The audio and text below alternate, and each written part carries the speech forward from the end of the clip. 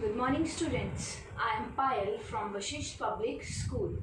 I hope तुम लोगों ने सारे पिछले लेक्चर्स सुन लिए होंगे और तुम्हें समझ भी आ गए होंगे. डाउट्स तुम्हारे क्लियर मैंने कर ही दिए थे. So today we will continue the chapter biomolecules and today's topic is enzymes. Almost all enzymes are protein. जितने भी एंजाइम्स होते हैं वो प्रोटीन्स ही होते हैं. कुछ न्यूक्लिक एसिड्स भी होते हैं जो कि एंजाइम्स की तरह बिहेव करते हैं. These are called as ribozyme. इनको हम क्या बोल देते हैं? राइबोजाइम्स. अगर हम एंजाइम के बारे में उसका एक डायग्राम बनाएं या एंजाइम के बारे में डिपिक्ट करने की कोशिश करें तो हमें पता चलेगा कि एंजाइम के पास प्रोटीन जैसा प्राइमरी स्ट्रक्चर होता है. जैसे कि प्रोटीन्स में अमाइनो एसिड का सीक्वेंस होता है, एंजाइम का भी सेम सीक्वेंस होता है. एंजाइम्स जो है प्रोटीन की तरह ही उनका सेकेंडरी एंड टर्शियरी स्ट्रक्चर भी होता है. और उसके अलावा जो हमारे अगर हम बात करें कि एंजाइम जैसे ही प्रोटीन जो है अपने 3D स्ट्रक्चर तुम्हें मैंने प्रोटीन्स का दिखाया था जिसमें प्रोटीन्स जो हैं फोल्ड कर जाते हैं और एक कॉइल्ड स्ट्रक्चर बना लेते हैं. जब वो एक कॉइल्ड स्ट्रक्चर बना लेते हैं तो उन coiled structure criss cross structure के अंदर कुछ पॉकेट्स या सर्विसेज बन जाती है. पॉकेट्स मीन्स ऐसी एक्टिव साइट्स बन जाती है.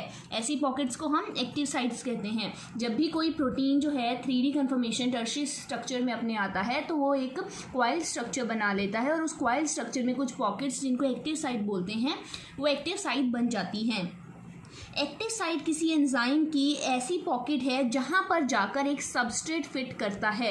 एंजाइम की पॉकेट साइड में जाकर एक सबस्ट्रेट फिट करेगा. जैसे कि तुमने लोकेन की हाइपोथेसिस के बारे में सुना होगा कि एक जैसे ही एक ताला होता है, ताले की एक पॉकेट होती है जिसके अंदर हमारी की जाकर लगती है. तो वैसे ही एंजाइम भी क्या होता है, एंजाइम की एक्टिव साइट है, एक्टिव साइट के अंदर जाकर सबस्ट्रेट बाइंड करेगा. ये जो एंजाइम्स हैं अपनी एक्टिव साइट के थ्रू ही सारी रिएक्शंस करते हैं और उन रिएक्शंस को हाई रेट पर करते हैं.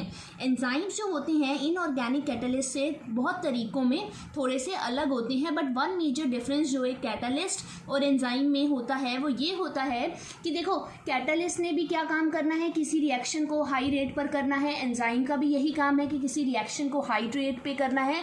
लेकिन कैटलिस्ट और एंजाइम आपस में थोड़े से डिफर करते हैं. उनमें डिफरेंस ये होता है कि एंजाइम जो है हाई टेम्परेचर के ऊपर और हाई प्रेशर के ऊपर वर्क कर सकता है और एंजाइम हाई प्रेशर के ऊपर अबव 40 डिग्री डैमेज नहीं होता है.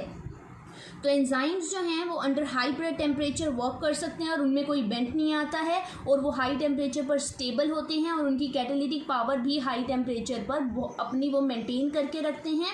और जितनी भी स्टेबिलिटी होती है, किसी भी एंजाइम को वर्क करने के लिए स्टेबिलिटी चाहिए. स्टेबिलिटी जो है थर्मोफिलिक ऑर्गेनिजम्स जो है प्रोवाइड करते हैं. So this was the basic introduction of enzyme. अब हम देखेंगे कि एंजाइम्स जो हैं किस तरह से केमिकल रिएक्शंस करते हैं. अब एंजाइम कैसे वर्क करते हैं इसके लिए हम एक केमिकल रिएक्शन लेंगे. केमिकल रिएक्शन जब भी कोई होती है उसमें दो तरह के चेंजेस आते हैं. एक होता है फिजिकल चेंज. फिजिकल चेंज में क्या होता है, शेप में चेंज आता है और कोई भी बॉन्ड जैसे कोवेलेंट बॉन्ड हो गया या आयनिक बॉन्ड हो गया, इस तरह से कोई भी बॉन्ड का ब्रेकेज नहीं होता है. फिजिकल चेंज में क्या होता है, without breaking of bonds shape will change. तो इसको हम फिजिकल प्रोसेस कह देते हैं. एक अदर फिजिकल प्रोसेस होती है जिसमें अगर हम फिजिकल प्रोसेस की बात करें, चेंज इन स्टेट जैसे हुआ हमारा मैटर का, जब आइस मेल्ट कर जाती है वाटर में और when water becomes a vapour, ये भी फिजिकल प्रोसेस है. इसके अलावा जब बॉन्ड्स ब्रेक कर जाते हैं और न्यू बॉन्ड्स बनते हैं, इस प्रोसेस को हम केमिकल रिएक्शन कह देते हैं. हमने बोला एक चेंज आया जिसमें क्या हुआ, शेप चेंज हुई विदाउट ब्रेकिंग ऑफ बॉन्ड. दूसरी में क्या होगा, बॉन्ड्स टूटेंगे और न्यू बॉन्ड्स बनेंगे हमारे. This is called as chemical reaction. अब यहाँ तुम एक केमिकल रिएक्शन देख सकते हो. यहाँ देखो BOH2 plus H2SO4 BSO4 plus 2H2O. यहाँ देखो यहाँ से ये ब्रेक किया, H2O बन गया और SO4 BA के साथ जाकर हमारा बाइंड कर गया. तो ये एक केमिकल रिएक्शन है जिसमें क्या हुआ, सिमिलरली अगर हम एक स्टार्च का ब्रेकडाउन जब ग्लूकोज में होता है वो भी एक केमिकल रिएक्शन होती है. तो किसी भी फिजिकल और केमिकल प्रोसेस में क्या होता है, कोई ना कोई अमाउंट बनता है विद टाइम. तो उसको हम कैसे एक्सप्रेस करते हैं, rate is equals to product over time. कोई केमिकल रिएक्शन हुई तो उससे कोई प्रोडक्ट बनेगा. ये रिएक्टेंट्स हैं, इधर हमारे प्रोडक्ट्स होते हैं. तो रिएक्शन हुई, हमारे प्रोडक्ट्स बने एट अ पर्टिकुलर टाइम. तो रेट को हम ऐसे भी बोल सकते हैं, can also be called velocity if direction is specified. अगर हम डायरेक्शन को स्पेसिफाई करें तो रेट को हम वेलोसिटी की तरह भी कंसीडर कर सकते हैं. Rate of physical and chemical reaction are influenced by temperature among other factors. अगर हम बात करें कि कोई भी फिजिकल केमिकल प्रोसेस होती है तो कुछ फैक्टर्स होंगे जो उसको इफेक्ट कर सकते हैं, तो वो फैक्टर टेम्परेचर होता है और इसके अलावा और भी फैक्टर्स होते हैं।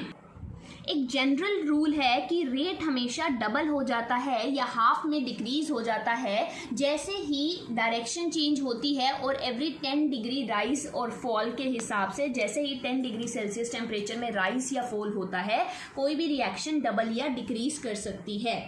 तो कैटलिस्ट का काम क्या है? किसी भी रिएक्शन को फास्ट रेट पे करना, और अनकैटलाइज्ड रिएक्शन जो है उसको स्लो रेट पे करेगी। तो catalysed reaction processed at rate vastly higher than that of uncatalysed one. Catalyst हमारा यहाँ पर कौन एक्ट कर रहा है? एंजाइम। जब भी हम किसी एंजाइम को डालेंगे एक प्रोसेस होने के टाइम पे, एक रिएक्शन होने के टाइम पे, तो रेट हमेशा हायर होगा, बट अनकैटलाइज्ड रिएक्शन का हायर नहीं होगा। यहाँ पर देखो carbon dioxide plus water carbonic anhydride की प्रेजेंस में इसने क्या बना दिया? हमारा कार्बोनिक एसिड बनाया है। अगर तो एंजाइम हमारा यहाँ पर ये कार्बोनिक एनहाइड्रेस प्रेजेंट नहीं होता, एब्सेंट होता, तो ये रिएक्शन बहुत ही स्लो होनी थी। अबाउट 200 मॉलिक्यूल्स बनने थे हमारे कार्बोनिक एसिड के इन एन आवर। बट जैसे ही हमने एंजाइम यूज़ किया, साइटोप्लाज्म के अंदर वो एंजाइम प्रेजेंट है कार्बोनिक एनहाइड्रेस जिसका नाम है, तब क्या हुआ? उसकी स्पीड कितनी देखो, 6 लाख बढ़ गई। हमारे क्या बढ़ी? इतनी स्पीड बढ़ गई कि हमारे कम से कम 6 लाख मॉलिक्यूल्स बने हैं एवरी सेकेंड। मैंने पहले क्या बोला? जब एंजाइम प्रेजेंट नहीं था तो 1 घंटे में सिर्फ 200 मॉलिक्यूल्स बन रहे थे, लेकिन जैसे ही हमने एंजाइम डाला तो क्या हो गया?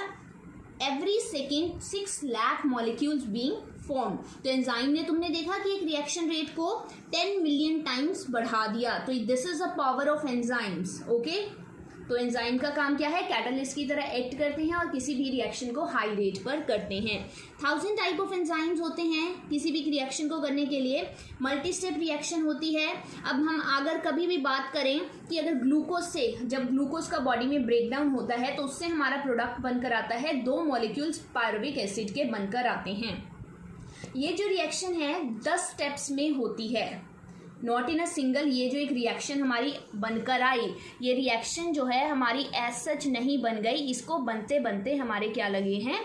कम से कम 10 स्टेप्स लगे हैं, और उन 10 स्टेप्स में 10 डिफरेंट एंजाइम्स यूज़ हुए हैं। तो कोई भी एक पैथवे होता है हमारी बॉडी में जब भी हो रहा है, उसमें क्या होता है हमारा, जैसे यहाँ पे ग्लूकोज से पायरुविक एसिड बना तो 10 डिफरेंट एंजाइम्स यूज़ हुए हैं। और अगर कभी तुम आगे हम फर्दर चैप्टर्स में रेस्पिरेशन में पढ़ेंगे कैसे ग्लूकोज से हमारा पायरुविक एसिड बनता है। तो इस स्टेज तक तुम्हें ये याद रखने की ज़रूरत है कि हमारी जब भी रिएक्शन में एंजाइम यूज़ होगा तो वो क्या करेगा? एंजाइम का काम क्या होगा? किसी भी प्रोसेस को हायर रेट पे करना। और हमारे जैसे स्केलेटल मसल की बात करें जो कि एनारोबिक कंडीशन है, लैक्टिक एसिड बनता है। नॉर्मल कंडीशंस में हमारा पायरुविक एसिड बनता है। ईस्ट में हमारी जब फर्मेंटेशन होती है तो इथेनॉल बनता है। तो डिफरेंट प्रोसेसेस होती हैं और उनमें डिफरेंट एंजाइम्स हमारे यूज होते हैं। So this was all about how a chemical reaction occurred with the help of enzyme और in the absence of enzymes. Next is how do enzymes bring about such high rates of chemical conversion? Enzyme ने, हमने बोला कि कोई भी enzyme जब chemical reaction करती है तो हाई रेट पे करती है। तो अब हमारा क्वेश्चन अराइज होता है कि एंजाइम कैसे ऐसे हाई रेट पे कोई भी केमिकल कन्वर्सेशन करती है। तो इसको समझने के लिए हमें एंजाइम्स को थोड़ा और समझना होगा। अब हमने एक्टिव साइट का आइडिया पढ़ लिया था कि जैसे ही कोई हमारा अपना प्रोटीन फोल्ड अप होता है तो उसकी कुछ एक्टिव साइट्स बन जाती हैं। अब एक्टिव साइट हुई तो अब जब हमारी केमिकल रिएक्शन होगी तो केमिकल रिएक्शन में हमारी लेफ्ट साइड सबस्ट्रेट प्रेजेंट होता है, राइट साइड हमारा प्रोडक्ट होता है। तो हमने यहाँ पर एक बात की कि हमारी एक केमिकल रिएक्शन हुई जिससे सबस्ट्रेट हमारा कन्वर्टेड टू प्रोडक्ट। अब हमने देखना है कि सबस्ट्रेट ने कैसे जाकर एंजाइम की एक्टिव साइट पर बाइंड किया, उसकी पॉकेट में जाकर बाइंड किया, वहाँ डिफ्यूज़ किया एंड देन फाइनली प्रोडक्ट हमारा बनकर आया।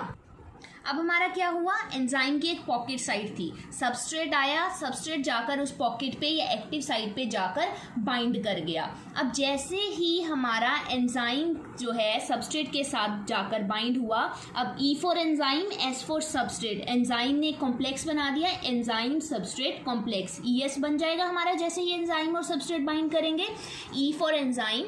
अब ये कॉम्प्लेक्स जो होगा ये ट्रांजिएंट फिनोमिनन है, मतलब कि सबस्ट्रेट जाकर पॉकेट पे बाइंड किया, ये थोड़ी देर के लिए ही चीज़ हुई, ये परमानेंट चीज़ नहीं है। सबस्ट्रेट ने वहाँ पर प्रोडक्ट बनाना है, इसलिए वो जाकर वहाँ पर थोड़ी देर के लिए बाइंड किया। इस स्टेट के टाइम पर सबस्ट्रेट जो है एंजाइम के साथ जुड़ा हुआ है एक्टिव साइट पे, एक न्यू स्ट्रक्चर हमारा सबस्ट्रेट का बनेगा जिसको हम बोल देते हैं ट्रांजिशन स्टेट। अब देखो यहाँ तुम देख सकते हो ये ग्राफ दिखाया गया है, सबस्ट्रेट आया। अब ये ज़रूरी नहीं है कि एक ही सबस्ट्रेट आया, बहुत सारी पॉकेट्स हो सकती है, बहुत सारी एक्टिव साइट हो सकती है एक एंजाइम की। जितने सबस्ट्रेट आ सकते थे वो आए, आकर उन्होंने एंजाइम के साथ बाइंड किया। अब ये यहाँ पर आकर सारी की सारी एक्टिव साइट्स जो हैं फुल हो गई हैं, अब और सबस्ट्रेट आकर बाइंड नहीं कर सकता, तो उन्होंने एक साइट जहाँ पे वो सारे फिल हो गए हैं, that site is called as transient site, जो एंजाइम और सबस्ट्रेट की बाइंडिंग से बनी है। और ये ऐसी साइट है हमारी, अब no more substrate can bind here, and जितने कॉम्प्लेक्स हमारे बनने थे बन चुके हैं। धीरे धीरे क्या होगा, बोन्स की ब्रेकेज होनी। अब देखो कोई चीज़ जाकर फिट हो रही है किसी चीज़ में, तो वहाँ पर बोन्स जो हैं टूटेंगे भी और न्यू बोन्स बनेंगे भी, तो very soon expected bone break कर जाएंगे और अपने न्यू बोन्स वहाँ पे बना देंगे। जैसे ही हमारे पुराने बोन्स टूटे और न्यू बोन्स बने, हमारा क्या होगा, प्रोडक्ट जो है एक्टिव साइट से बनकर रिलीज आउट होने के लिए रेडी है। अदर वर्ड्स में बोले हम, structure of substrate get transformed into structure of products. जो हमारा एंजाइम सबस्ट्रेट कॉम्प्लेक्स था वो किस में कन्वर्ट हो गया, एंजाइम प्रोडक्ट में। यहाँ पर आकर सारे के सारे एंजाइम फिल कर गए, भर गए, वो सारे के सारे बाइंड कर गए एंजाइम सबस्ट्रेट हमारे। अब क्या होगा, सबस्ट्रेट निकलेगा और हमारे एंजाइम का जो भी प्रोडक्ट बनने हैं वो प्रोडक्ट हमारे बनकर आ जाएंगे। So the pathway of this transformation must go through so-called transition state structure। तो सब प्रोडक्ट बनने के लिए उसको ट्रांजिशन स्टेट से होकर गुजरना पड़ेगा। तो वहाँ पर अब हम बोले बहुत सारे हमारे स्टेबल सबस्ट्रेट और प्रोडक्ट्स भी बन सकते हैं, कई बार नहीं भी बनते हैं। तो इसी तरह स्टेबिलिटी की अगर हम बात करें, तो अगर हम चाहते हैं कि हमारी स्टेबिलिटी जो है प्रोवाइड, वहाँ पे हमारे एंजाइम और जो प्रोडक्ट्स बनकर आ रहे हैं वो हमारे स्टेबल हो, तो उसके लिए एनर्जी का भी उसमें बहुत रोल होता है। अब देखो किसी भी एक्टिव साइट में जाकर फिट होने के लिए सबस्ट्रेट को एनर्जी की ज़रूरत पड़ती है। अब कुछ प्रोसेसेस एनर्जी की प्रेजेंस में भी हो सकती हैं, कुछ प्रोसेसेस हमारी एनर्जी के एब्सेंस में भी हो सकती है। अब यहाँ पे तुम ग्राफ में डायरेक्टली देख सकते हो, जब हमारी एनर्जी हमने अप्लाइड नहीं की, एक्टिवेशन एनर्जी विद एंजाइम, और यहाँ पे जब हमने एनर्जी प्रोवाइड की तो कितने हाई रेट पे हमारी प्रोसेस हुई है। जब एनर्जी एब्सेंट थी तो स्लो रेट पे एनर्जी प्रोसेस हुई है हमारी, और जब हमने एनर्जी प्रोवाइड की तब क्या हुआ, हमारी हाई रेट पे प्रोसेस हो रही है। तो एक्टिवेशन एनर्जी क्या होती है, वो एनर्जी जो हमें किसी एंजाइम को एक्टिवेट करने के लिए चाहिए होती है। एंजाइम एक्टिवेट होगा तभी वो प्रोसेस कर पाएगा और तभी हमारे प्रोडक्ट्स बनकर आ जाएंगे। तो यहाँ पर यही दिखाया है, वाई एक्सिस हमारी डिपिक्ट कर रही है कि हमारी पोटेंशियल एनर्जी कितनी हमने लगाई, एक्स एक्सिस में किस तरह से हमारे प्रोग्रेस हो रही है, रिएक्शन कैसे चल रही है। तो यहाँ पर तुमने देखा ट्रांजिशन स्टेट बनी, डिफरेंस हमारा ये सबस्ट्रेट का था, यहाँ पे हमारे प्रोडक्ट्स बनकर आ रहे हैं। अगर हमारे प्रोडक्ट्स क्या होंगे, अगर हमारे P is at lower level than S, अगर हमारे प्रोडक्ट्स लोअर लेवल पे बन रहे हैं, सबस्ट्रेट हमने जितने प्रोवाइड किए, तो रिएक्शन हमारी एक्सोथर्मिक होगी, तो हमें एनर्जी की सप्लाई करने की one need to not supply energy in order to form the product, तो हमें प्रोडक्ट को बनाने के लिए एनर्जी की ज़रूरत नहीं होगी। Whether it is an exothermic या फिर हमारी स्पॉन्टेनियस रिएक्शन है, हमारी एक्सोथर्मिक रिएक्शन हो रही है चाहे एंडोथर्मिक रिएक्शन हो रही है, एनर्जी रिक्वायरिंग हमारी, देखो जो एक्सोथर्मिक रिएक्शन अगर हो रही है, प्रोडक्ट हमारे लो लेवल पे बन रहे हैं तो हमें एनर्जी लगाने की ज़रूरत नहीं है। बट अगर हमारे प्रोडक्ट्स हाई लेवल पे हो रहे हैं तो हमें एक्सोथर्मिक, हमारी एंडोथर्मिक प्रोसेस हो रही है तो हमें एनर्जी की ज़रूरत होगी। तो ये जो एनर्जी डिफरेंस होता है हमारा एस और एंजाइम की ट्रांजिशन स्टेट के बीच में, यहाँ से हमने एनर्जी प्रोवाइड की, इसके बीच में जो ये डिफरेंस आ रहा है, this is called as activation energy. Energy need to require to activate an enzyme is called as activation energy. So this was all about higher energy के प्रेजेंस में एंजाइम एक्टिवेट होकर हायर रेट पे, मैंने बताया कैसे उसने एक process की हायर रेट पे एनर्जी सप्लाई की हमने, वो सारी पॉकेट्स हमारी फुल हो गई, सबस्ट्रेट वहाँ जाकर बाइंड कर गए और उन्होंने उतने ही हाई लेवल से हमारे प्रोडक्ट्स बनाए. सो हमारा सारी की सारी प्रोसेस में क्या हुआ, नेचर ऑफ एंजाइम एक्शन में हम देखें क्या हुआ. एंजाइम के पास सबस्ट्रेट बाइंडिंग साइट है और वो high reactive enzyme substrate complex हमारा बनेगा. देखो सबसे पहले एंजाइम के साथ सबस्ट्रेट बाइंड किया, एंजाइम सबस्ट्रेट कॉम्प्लेक्स हमारा बनकर आया, देन सबस्ट्रेट हट जाएगा और हमारे प्रोडक्ट्स बनकर आएंगे, एंड फिर एंजाइम से प्रोडक्ट अलग हो जाएंगे, and this enzyme is again ready to bind to next substrate. पहले एंजाइम के साथ substrate bind, enzyme substrate complex बना, एंजाइम सबस्ट्रेट कॉम्प्लेक्स से हमारा प्रोडक्ट बना, फिर ये एंजाइम और प्रोडक्ट अलग अलग हो गए सेकेंड राउंड के लिए. तो सारी की सारी प्रोसेस में हमारे ये फॉलोइंग स्टेप्स हुए. सबसे पहले substrate bind to active site of enzyme fitting into the active site. Substrate जाकर एंजाइम के एक्टिव साइट पे बाइंड हुआ और उसने वहाँ जाकर अपनी फिटिंग कर ली. The binding of substrate induces the enzyme to alter its shape fitting more tightly around the substrate. जैसे ही सबस्ट्रेट वहाँ बाइंड किया, एंजाइम की शेप में थोड़े से चेंजेस आए और सबस्ट्रेट वहाँ फिट होकर बाइंड कर गया. The active site of enzyme now in close proximity of substrate break the chemical bonds and new enzyme product complexes form. वहाँ पे पुराने जो है केमिकल बॉन्ड्स ब्रेक करेंगे और एंजाइम प्रोडक्ट कॉम्प्लेक्स हमारा बनकर आ जाएगा. Finally the enzyme releases a product of the reaction. Enzyme product release करेगा and free enzyme is ready to bind to another molecule of substrate and run through the catalytic cycle once again. अब enzyme फिर से अकेला हो गया है और new substrate के साथ वो बाइंड करके सेकेंड राउंड चलाने के लिए रेडी है. सो this was all about the general introduction of enzyme, कैसे वो वर्क करते हैं, कैसे भी किसी भी रिएक्शन को कैटेलाइज करने में वो हेल्प कर रहे हैं और किस तरह से हमारे एंजाइम सबस्ट्रेट से हमारा कोई भी प्रोडक्ट बनकर आता है. सो this was all about today's lecture. Thank you.